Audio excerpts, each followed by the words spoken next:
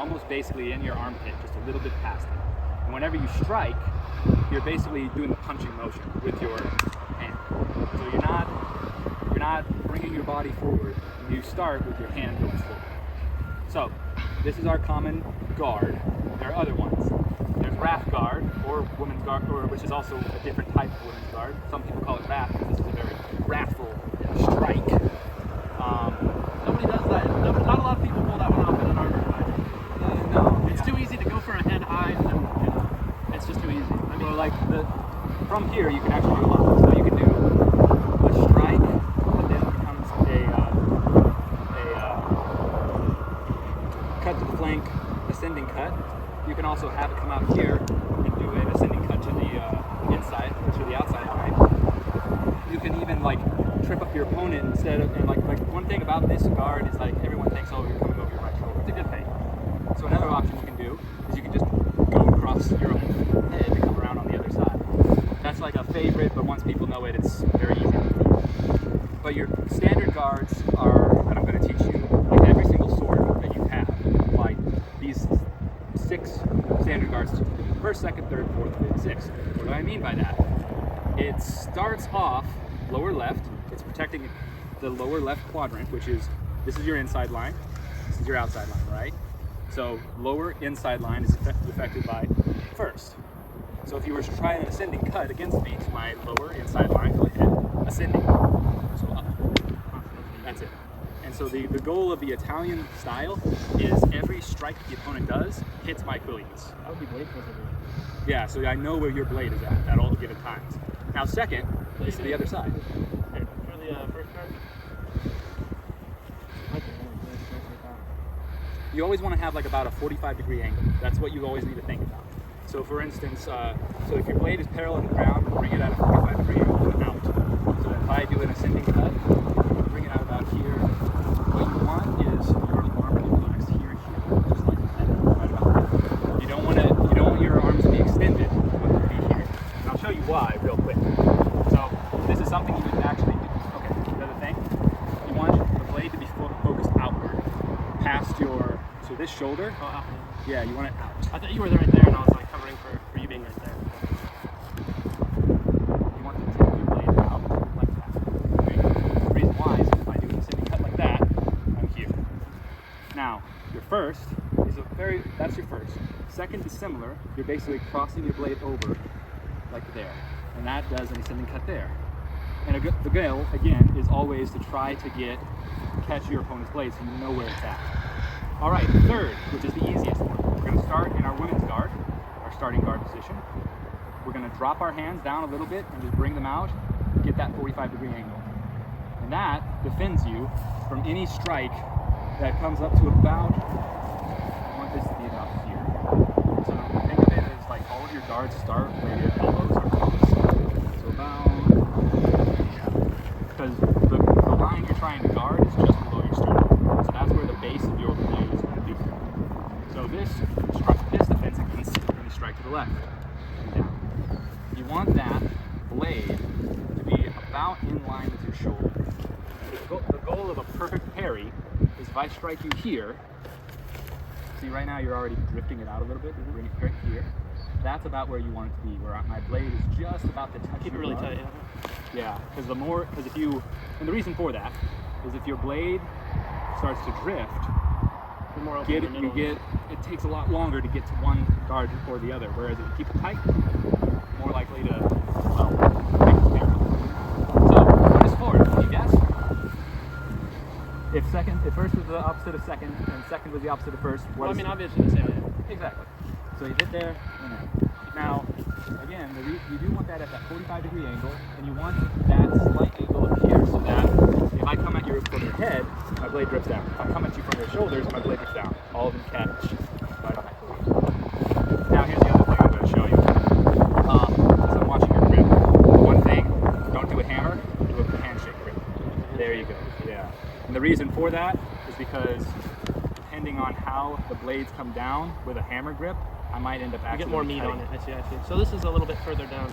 I have a friend that does this. It's an odd one. That one is a little odd, but it does have some historical reason for why you would ever do that. And that's that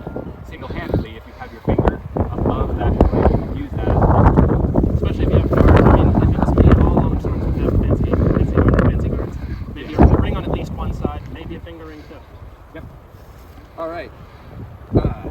Now, 5th and 6th.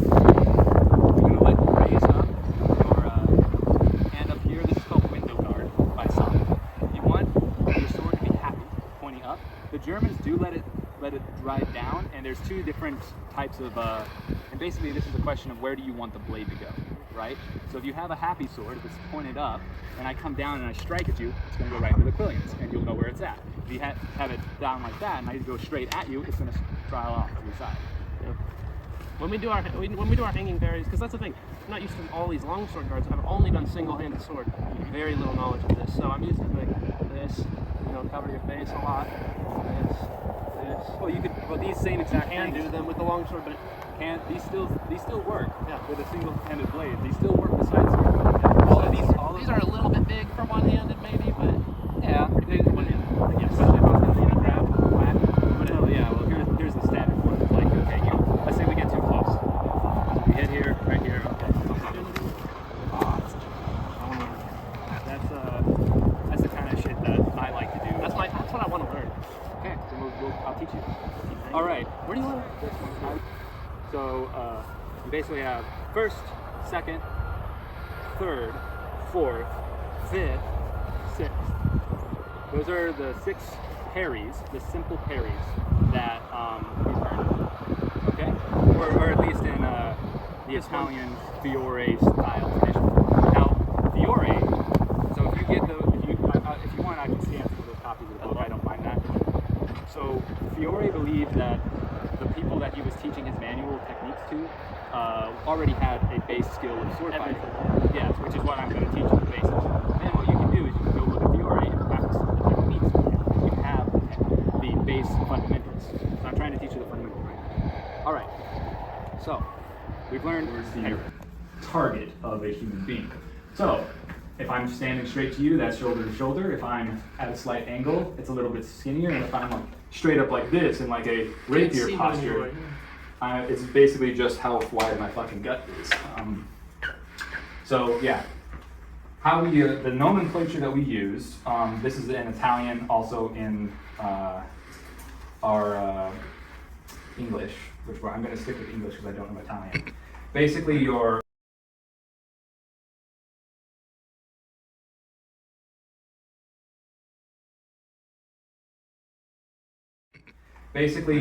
inside line is every time that you're going to be fencing, you're always going to be at some sort of angle. Very rarely you're going to be straight standing at someone.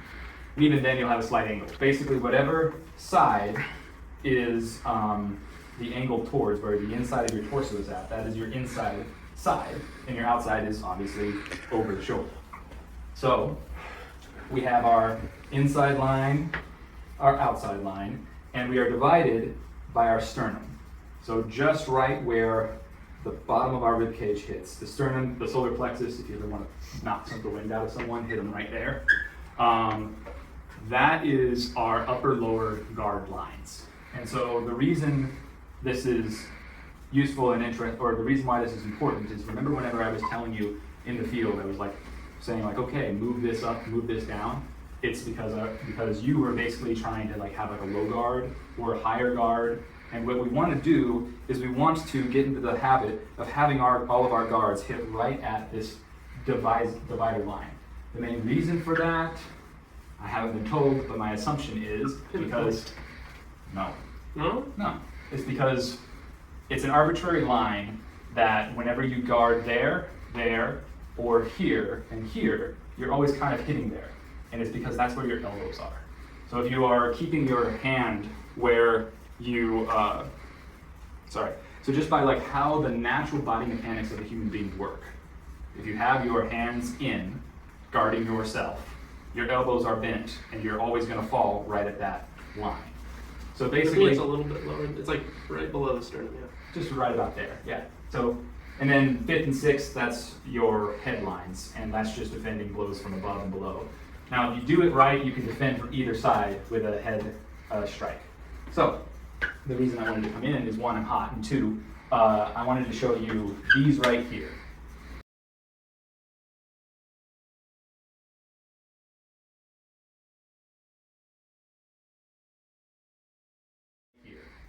there are basic attacks, blade and line, and parries, and compound attacks. These are our quote-unquote basic actions. Technically, I don't want to show you compound attacks today. Maybe I'll show you one. But these are the extremely basic stuff that like should be the very first thing you learn. And so, we kind of looked at simple parries today, which is our first, second, third, fourth, fifth, and sixth. I'll show you circular, half circular, and seating parries in a little bit, but they don't really work for the longsword. You're not gonna, you can use them, they're not as useful though. What I'm gonna do now is we're gonna talk about direct, indirect, and opposition attacks, which are our basic attacks. So, what do you think let's go ahead, let's just go ahead and like see what you, from literally no instruction whatsoever, what do you think a direct attack is? From guard, straight to, assuming that there's nothing in my way. So attacking directly is a direct attack. Good job. Yes, you're correct. Basically, from any either guard, parry, guard, or from a parry, just a straight attack right in. That's direct. Now, so now we have under opposition and indirect our other attacks. So whenever you are dealing with an opponent, odds are they're not going to just sit there and let you attack them. Maybe they are in a guard and you can do a direct attack towards them, or maybe they're doing kind of what you're doing, where you're kind of like have the blade kind of out like this or something like that, or even just straight up in your face. This is called blade and line. And in order for you to go ahead and get through a blade and line attack with one of our basic attacks, by opposition. Okay. We're going to come back to indirect. We're going to go straight to opposition because I'm already talking about that. So, an attack by opposition is actually a 2-tempo action. So, let's define what tempo is. Tempo is basically any time the sword changes direction. It can be 5 seconds, it can be half a second. But as soon as that sword pulls back, it's a new tempo. That's just sword fighting jargon lingo. It just helps to understand the theory. So for instance, this is a 1-tempo action. This is a 1-tempo action.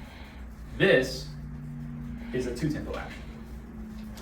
Yes, make sense? Yes, that's really helpful. Yeah. I never knew the tempo. I never knew what tempo meant. That's such an important word.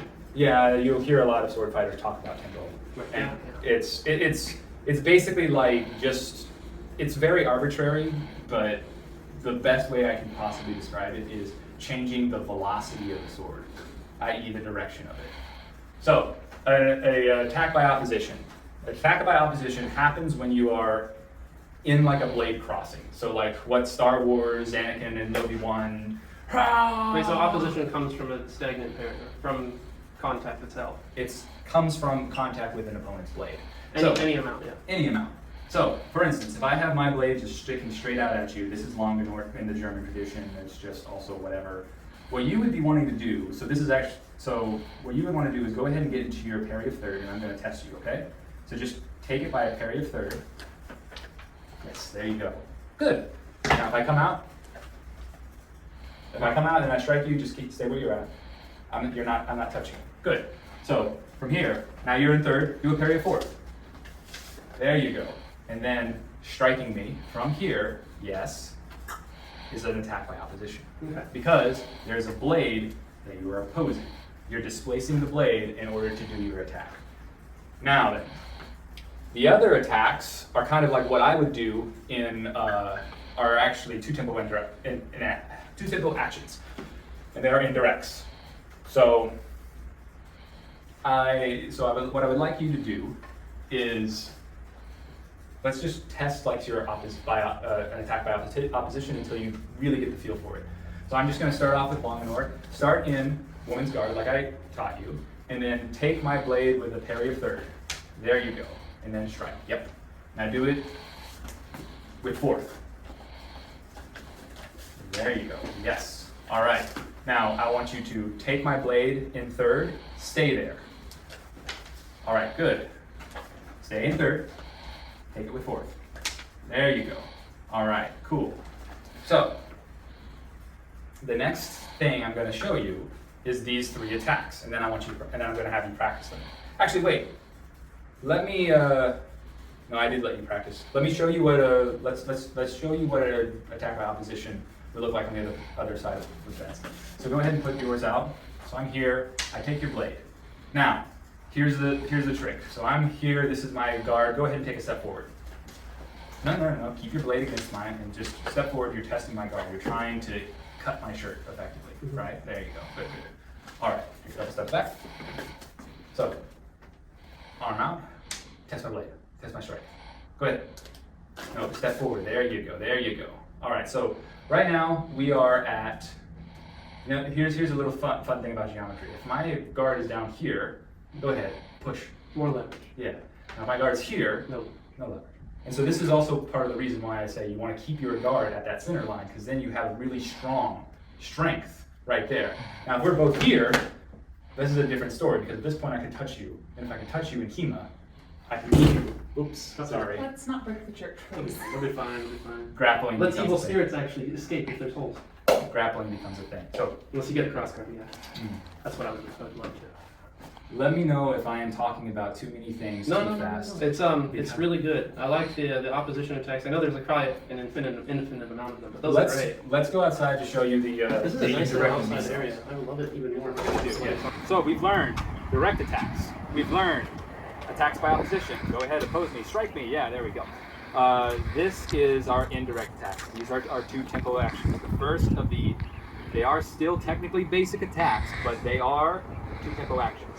All of the basics, parries and attacks, with the exception of these, are all single tempo actions. So it's a single tempo to guard at third, to guard at fifth, to guard at sixth. It says do a direct attack. Sorry, no, I'm wrong. An attack by opposition is a two tempo action because up to 1, 2. So here are two tempo actions that are indirect attacks. Correct. So I'm going to start with my blade out here, and you're going to take my blade. Wow. Okay, very good. Did you see what I did though? You did quick. So you take my blade. Is that a disengage? It is. It's pretty quick and small. I'm used to doing them under the guard. You're probably so that's part of where distance comes into play. So like the reason I'm able to do that is because right now this is our distance. Yeah. So in order for me to get around your guard, it's easier. You want the guard to be there. Is just a little bit of a drive there. So this is a disengagement. So effectively, what you want to have it to be is you want it to basically be just a slight little V or a little circle. That's microscopic. Yeah. I'm used to doing like I usually would do a disengage in the opposite way, where I'd be be on one of your lines and get you to wait for you to move to guard it and go bigger than you. But yeah, that's much better. It's so small. So this is about this is where distance becomes such a crucial factor, and it also comes down to like how we strike. So and I'll show you what I mean by that in a little bit.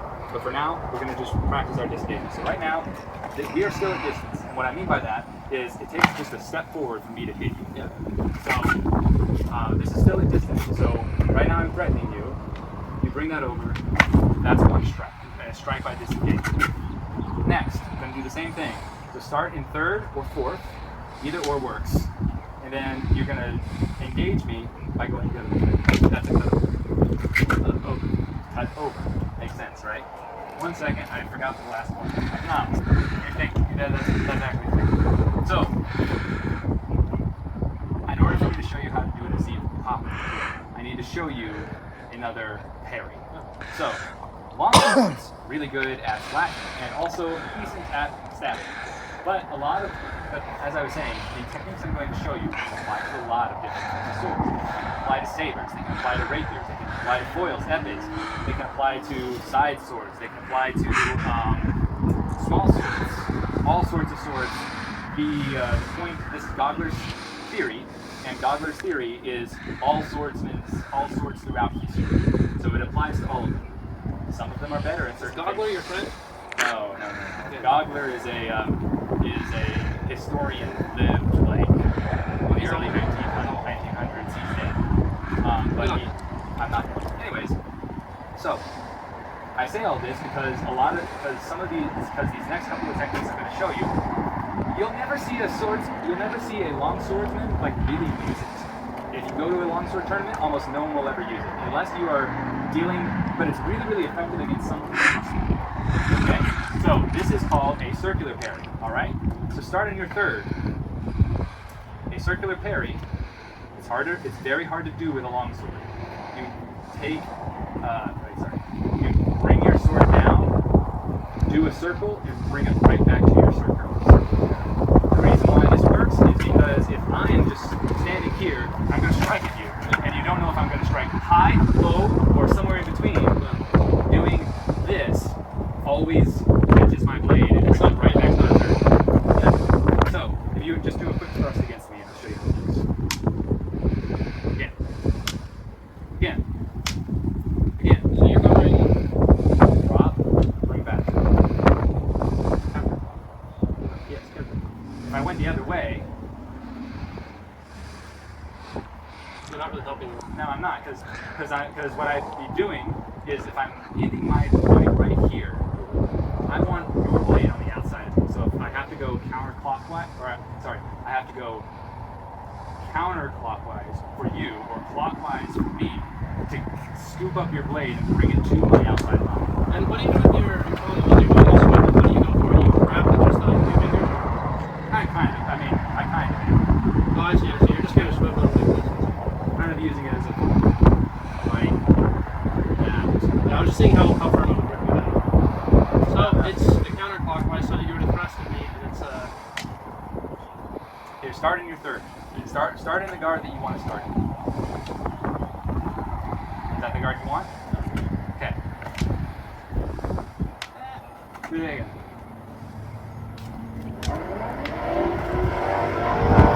you go again. Do it the other way. Try it. This in. So clockwise to me, counterclockwise. So, try that again. No. Start in your guard. Start in your parry of third. Now, whenever I strike at you, go out and scoop back up and bring back. Okay? So I strike. There. Do it again. Yeah, I can see why I wouldn't do this with a longsword. Yeah, it makes no sense with a longsword. It really doesn't. Just because of the But it makes a lot of sense. We'll go grab some FAs real quick in a little bit, and you'll see how it's completely different.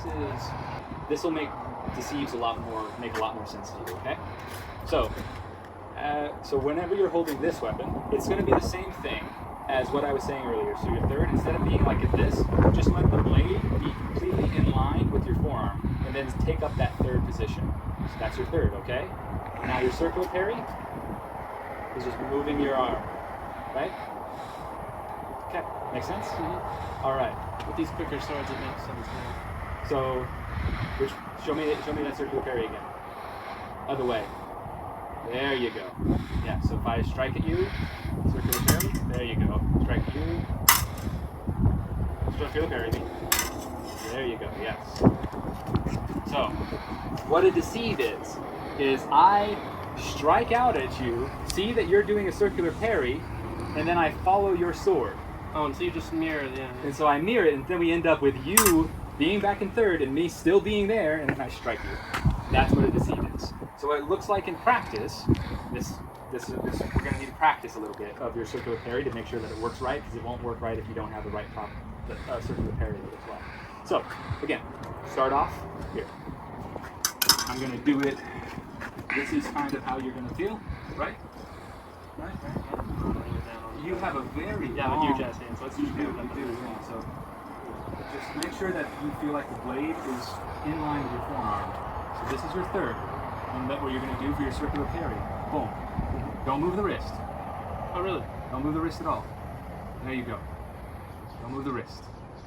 Don't move the wrist. All right. Feel like you got it? It's all just an extension of your arm. Yeah. Control and avoiding carpal tunnel. I have it. Trust me, it's not worth it. And also with this particular weapon, we'd basically be like sitting right here, so like we have a much shallower range of frame. So get it into third. All right, you're gonna do some circular parries. Ready? Circular parry. There you go. Circular parry. I see. Circular parry. Keep that sword happy. Happy sword. Tip up. Circular parry. Up. Other way. Circular parry. There you go. Circular parry. Got it. Okay. This is what a deceive is. Ready? Actually, you'll find out whenever I do it. Circular parry. Okay. Circular parry. Okay. Circular parry. Yeah. Saw it? Just an extra step, yeah. Yep. That's all it is. That's what a deceive is. Anticipating their circular parry. Yep. What is this little roller? And we're gonna get here. And then this. You want to arm that? Okay. Here's what we're gonna do. I'm not gonna show you feints. I'm gonna show you this instead. And No hands? I mean, no blade? no blade. All right.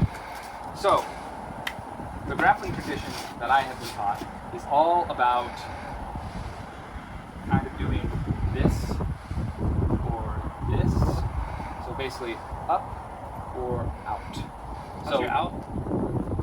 Kind of comes out and up or the opposite.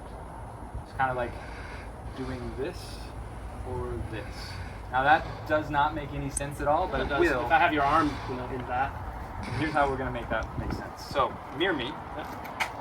So at this point, this is Scarecrow and this is Serpent. So Serpent, how we're going to do these is I'm going to take a step forward with my back foot. It's going to become even, but at a 45-degree angle here with your foot. I'm going to take a step back. This is called a triangle step. It's one of our footworks that I haven't taught you before. So, triangle step. Now, while I'm doing that, my arm goes from, stays in you. I go through the crook of your elbow. I let my elbow stay at your hand. And I bring my wrist so that it's in your elbow. And as I come back, I do this. And now you're grappled. And if you try to punch me, you can either feint it or whatever. Now, you go ahead and try that against me. So you take a step forward. Right there. Yep. Now, the other thing is that we're kind of already going way too close to each other, which is fine. What I want you to do is just keep your hand at a 90 degree whenever you do it. So go ahead and do it again. Yeah, maintain that 90 degree angle. And you want me to do it? Yeah, go ahead. So right there. Yeah. Nope. Stay there. Maintain this. Something went wrong there. I know, it's funny when things go wrong. So, Okay, here. Wait, what's... Stay your 90 degree. I don't want you to pull in your arm or anything, okay? Because if you pull in your arm, I theoretically would do something different. So it's just this, that. And you, okay, so keep it the 90. Yeah, keep it at that 90. Because you want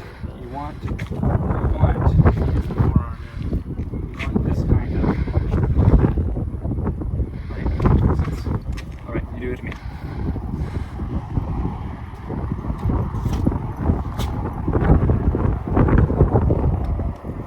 You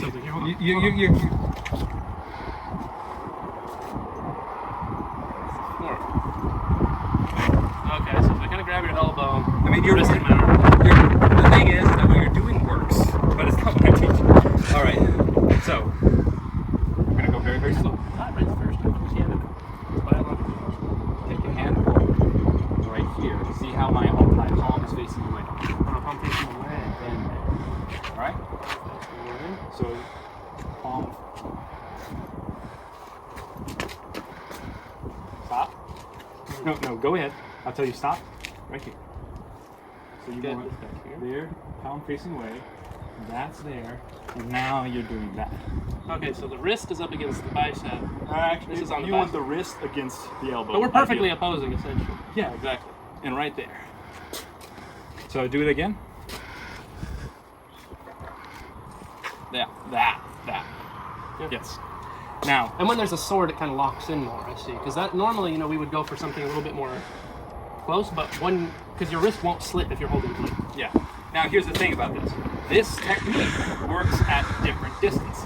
So do the exact same thing and just do what you feel like goes naturally, and I'm going to change some things and you're going to be like, oh, I can do this, oh, I can do that. You've already done one of them, okay? So go ahead, just do it again. So if I take a step forward, what are you doing? Yes, yes. Push against my bicep and break my arm. Oh, because that would. If you did that and just went, that breaks the arm. If you're beefy enough and you can go pop it. Now it's more about speed than beefiness. Do it again. Or you kind of slip out there. Well, no, slip. Whenever I slip out, go for what you can get. Grab that. That Put works. it in there. That works. Hey, that actually works. What I was wanting you to do is, as you do that, just go for my hand. Grab the hand and push it to your breast.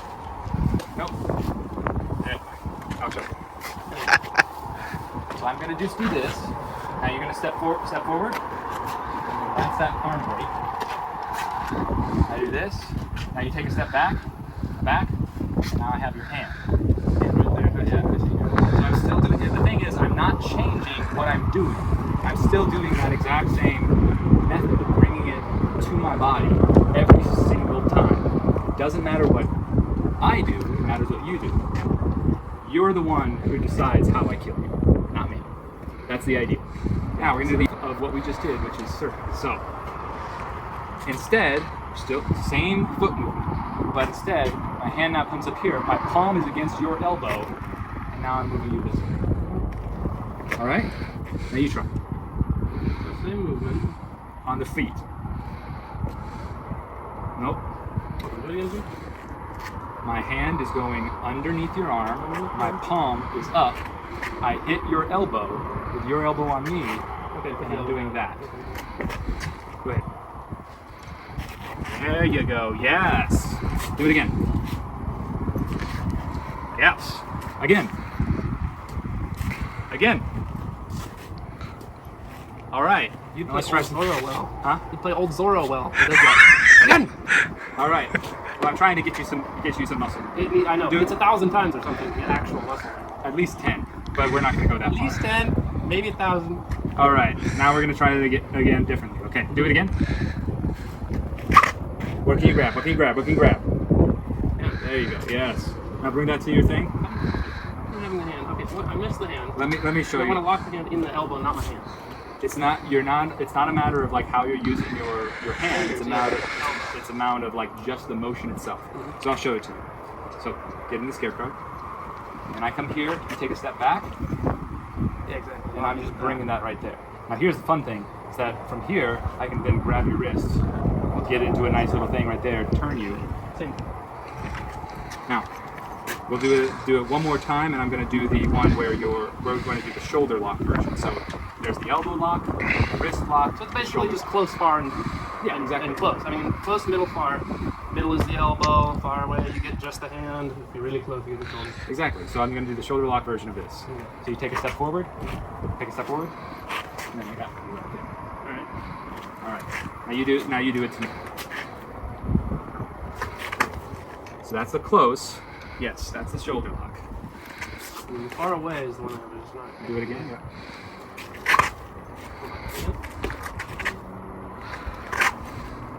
Bring it there. There you go. That's it. Yeah. You're bringing it to your bicep, not your bicep. Your pec. You want to bring it to your pec. Always bring everything to your pec. One way or the other. It's always to the pec. All right. So why did I teach you all of that? Because pick up your sword, and you want to learn that first grapple that I did against you. We come into our strike. Now normally we're right here, right? But if because of this is the right distance. The reason why is because from here I can slice you. I can slice you, you can slice me. This is a danger distance. But if for some reason one of us fucked up and now we're here, well, this is where you can do that, yeah? Or you can go under instead. Go under. Wait, let's first cross our beams. Now go under. Yeah, I think it worked, but it wasn't right. It's not what I was trying to shoot. So this is what I was trying to do. Go up, and over, like here. Yes. So this is Serpent. That's all that was. That was Serpent. So try Serpent. You're aiming for the arm, aim for the elbow whenever you do it. Nope. Aim for the elbow.